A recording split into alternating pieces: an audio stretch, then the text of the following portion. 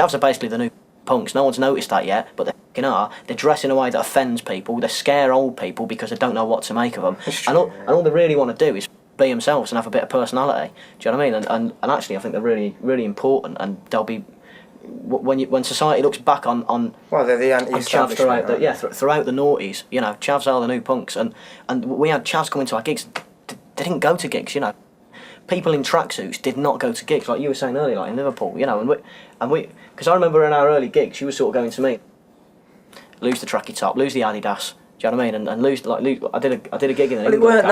I did a gig in an England cap, and he went mad at me, right? And I know why now, but at the time I was just like, who's this? Telling me I can't wear an England cap. You know, I really felt very strongly against Margaret Thatcher's government. I really felt strongly, as a lot of people of my generation did. And since then, you know, it's my political things still move me to write, but I suppose with age, I realise there's certain things that don't change, and it's a kind of a human state to have somebody amongst our tribe that is greedy, that is evil, that is selfish, and other people who are not. So I kind of try to align myself with the other people who are not. You know, I always work a lot with CND, and I'm a vegetarian, so I always work a lot with anti-cruelty things.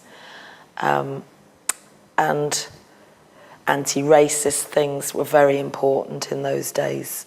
Very important. I remember when that kid got beaten to death in Coventry precinct, and the specials asked me to come and do the gig at the Butts Stadium.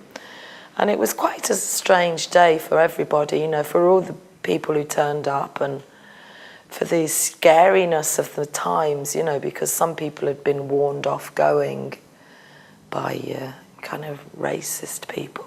Because at the time there's lots of racism.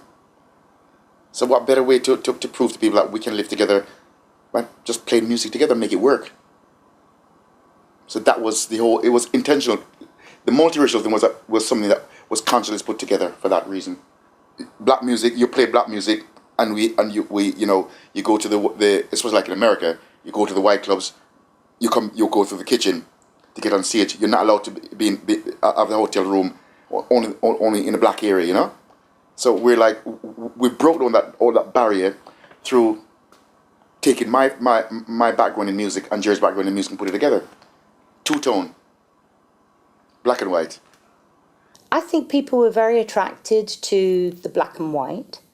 They were very attracted to anything that was trying to show unification between people rather than separation between people. And it was very much kind of product of the times. It was, people had just come through the 70s of 3-day weeks, and you know, it was like the last remnants, I suppose, of unions actually having some teeth and being able to do something before Thatcher came along and sort of de-gutted them completely. But all that was in the future at the time, and people were very, very conscious that the people they went to school with, black kids that they were going to school with, the music they were listening to, like Bob Marley's music, which was beginning to get in the charts and stuff. You know, why were people being horrible to these people? Why was there that kind of racism on the street? And I think that was a message that was easier for the younger generation to assimilate than the older generation.